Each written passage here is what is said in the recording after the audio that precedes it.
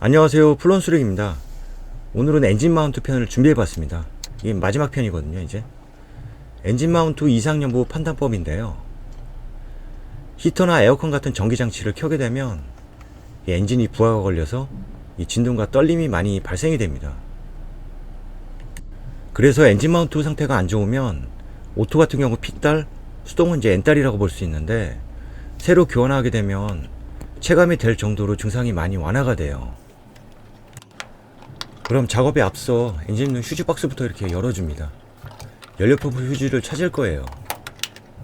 여기 보시면 연두 색깔 보이시죠? 이게 이제 연료펌프 휴지예요. 20A짜리.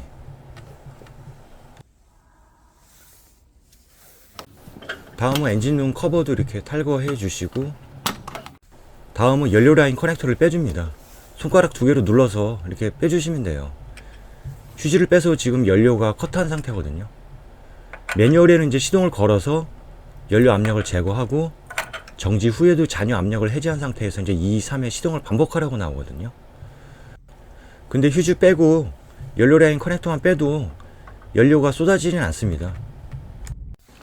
오랜만에 중국산 플로우잭을 지금 가져 나왔습니다. 요게 이제 플로우잭 전용 고무 패드거든요. 요 위에다 이렇게 올려주시고, 넓은 판자떼기로 해서 받치시면 돼요. 제가 이제 사용해 봤는데 요 고무 패드가 딱 엔진 오일, 미션 오일 팬에 딱 맞아요. 이거 사용하시면 될 것 같고요. 지금 보시면 고무 패드가 엔진 오일 팬의 크기에 딱 맞죠? 저걸로 해서 들어 올려 주시고 내려 주시면 돼요. 근데 이제 고무 패드 없이 그냥 들어 올리게 되면은 엔진 오일 팬이 또 깨질 수도 있거든요.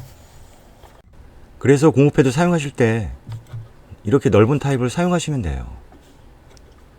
저는 플로우잭 사용하다가 전에 한번 주저앉아 가지고 레카 부른 적이 있었거든요. 그 이후로는 잘 사용 안 하는데, 다른 분들은 이제 피츠버그 거 철이나 알루미늄 자키를 사용해서 작업하시면 작업이 좀 수월해집니다. 지금은 사다리 자키를 잘못 받친 사례를 준비했거든요. 제가 이날 이제 사다리 자키를 받치는 과정에서 여기가 이제 차대 간섭이 있는 데거든요. 근데 저걸 왜 못 받는지 모르겠어요. 다이 하다 보면 간혹 이제 실수하는 경우도 있습니다. 지금 보시면 중심점도 앞쪽으로 많이 쏠려 있고요. 이거 하실 때 이제 측면에서도 중심점을 확인하셔야 돼요. 자키를 다 받치셨으면 연료 라인 커넥터를 탈거해 줍니다. 센터미미 다이 할 때 배터리가 한번 방전되기 있었는데, 그 이후로 이제 배터리 상태를 이렇게 항상 확인하는 버릇이 생겼습니다. 여기 볼트류들은 이제 8분의 3이나 2분의 1 라쳇으로는 안 풀리거든요. 그래서 이제 하이토크 임팩으로 풀러봤습니다. 보시면 자키를 잘못 받쳐서 이제 뒤쪽으로 엔진이 심하게 내려갔거든요. 자키를 이렇게 잘못 받치면 작업이 난해하게 갈 수도 있어요.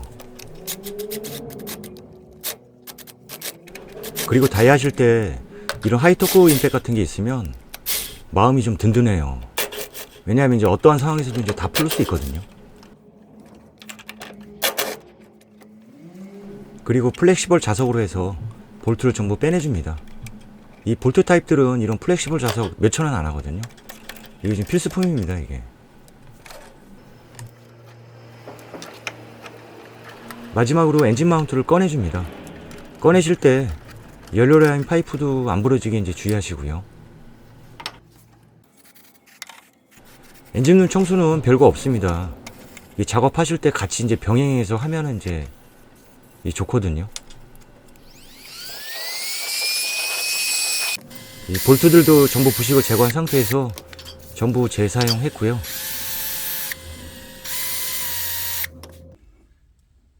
엔진 마운트 높이 보시면 차이가 좀 많이 나죠. 새 엔진 마운트 같은 경우 지금 7mm고요. 지금 이제 기존에 있는 마운트는 10mm입니다. 이 주행거리 12만 8,000km 탔고 13년 동안 3mm가 낮아졌어요. 20만 km 타면 대략 5mm 정도 낮아질 것 같고요. 제가 봤을 땐 엔진 마운트 상태가 그리 나쁘지 않는 것 같거든요. 제 생각인데, 이 오토 차량 중 뒷달에 예민한 분들은 마운트 3종 세트를 전부 교환하시면 되고요. 뒷달에 예민하지 않은 오토 차량분이나 이 수동 차량 같은 경우는 뒷달이 없기 때문에 한 10만 킬로쯤에 미션 마운트만 교환하고 이 엔진 마운트나 센터 마운트는 향후 20만 킬로까지 타도 될 것 같거든요. 이거는 어디까지나 제 생각이고 비용 부담이 되신 분들을 위해서 제가 말씀드리는 겁니다. 제 차량 같은 경우에는 이제 미션 마운트가 이 증상과 결과를 놓고 볼 때 10만 킬로 전에 이미 나간 것 같아요. 그래서 이제 미션 마운트 2번에 엔진 센터 마운트 1번으로 이렇게 보면 될 것 같고요. 자리를 잘 잡으라고 시네츠 실리콘 그리스를 뿌려줍니다. 저 같은 경우에는 마운트를 한 개씩 교환해 봤거든요. 교환할 때마다 느낌이 전부 다르더라고요. 다이 하실 때 다른 분들은 이제 마운트 3종 세트를 한 번에 전부 교환하지 마시고 주말마다 한 개씩 교환해 보세요. 교환할 때마다 마운트가 가지고 있는 그 느낌이 있거든요. 전부 다르다는 걸 경험하시게 될 거예요. 새 마운트를 장착해 줍니다.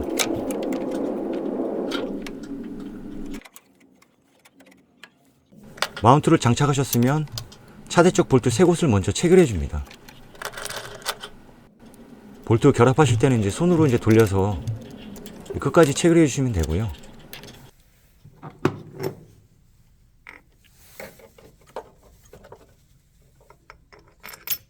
지금 보시면 잡기를 잘못 받쳐가지고 엔진이 많이 내려갔잖아요.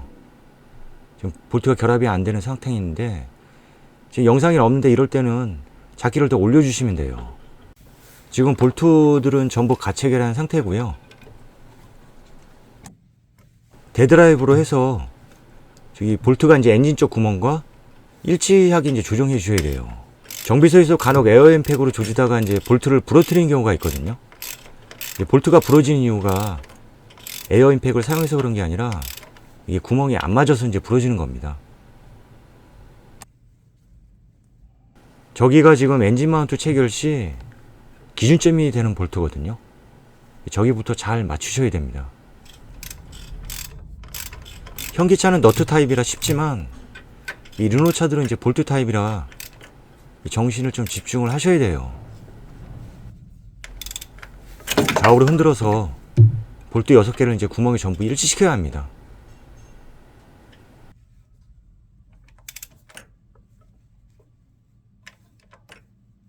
부품대 가격을 보시면 YF 소나타 같은 경우는 이제 95,000원 정도 하고요. 그랜저 HG 중대형 차량 같은 경우는 한 115,000원 정도 하는 걸로 알아요. 거기 이제 뉴 SM3 이제 준준형 같은 경우는 168,000원 하고요. 거기다 이제 공임이 플러스하면 9만원에서 한 10만원 정도 합니다.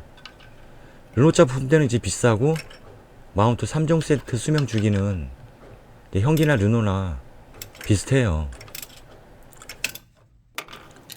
밑에 볼트들도 손으로 해서 이렇게 돌려서 체결해 주시고, 이게 소심하게 작업하는 것 같아도 이렇게 해야 이제 체결할 때 나사선이 안 갈리거든요.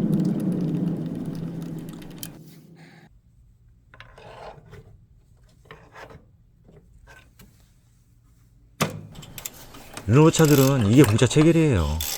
마지막 볼트를 조일 때 데드라이브로 해서 간격을 좀 이렇게 조정해서 이제 구멍이 일치시켜주면 되거든요. 여기도 지금 구멍이 지금 마지막 체결할 때 좀 안 맞는 것 같아서 이렇게 좀 좌우로 들어줍니다. 토크렌즈는 2분의 1 사용했고요. 볼트는 이제 16mm에 토크 값은 이제 62Nm로 체결해 주시면 돼요.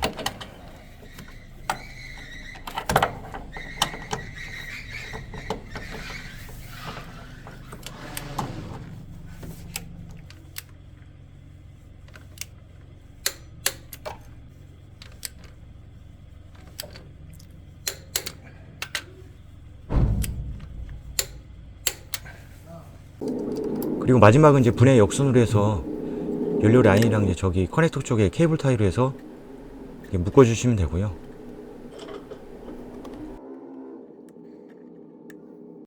작업이 다 되셨으면 이제 결합 부위를 확인을 하셔야 되거든요. 여기 이제 마운트랑 엔진 사이에 간격이 딱 결합이 됐는지 이게 측면 쪽이랑 뒤쪽도 이렇게 확인을 해줍니다. 여기 지금 딱 붙었거든요. 보시면 이렇게 돼야 돼요. 새 마운트 같은 경우는 손가락이 안 들어가거든요. 그러니까 손가락이 쑥 들어가면 이제 엔진 마운트 교체 시기에 이제 임박했다고 보시면 될 것 같아요. 마운트 3종 세트를 교환한 다음에 일단 후진기어를 넣고 급브레이크까지 밟아보면서 테스트를 해봤습니다. 지금 보시면 이제 엔진이랑 미션이 어떻게 움직이는지 잘 보시면 될 것 같아요.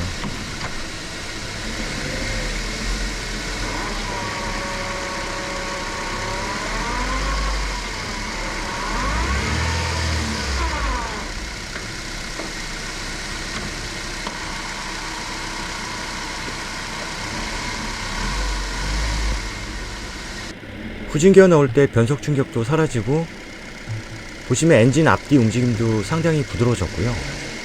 주행 중에 승차감도 좋아지고 운전할 때 이제 피로도도 좀 낮아졌어요. 한마디로 이제 새 차가 됐다고 보시면 될 것 같거든요. 이렇게 해서 작업 완료했고요. 시청해주셔서 감사합니다.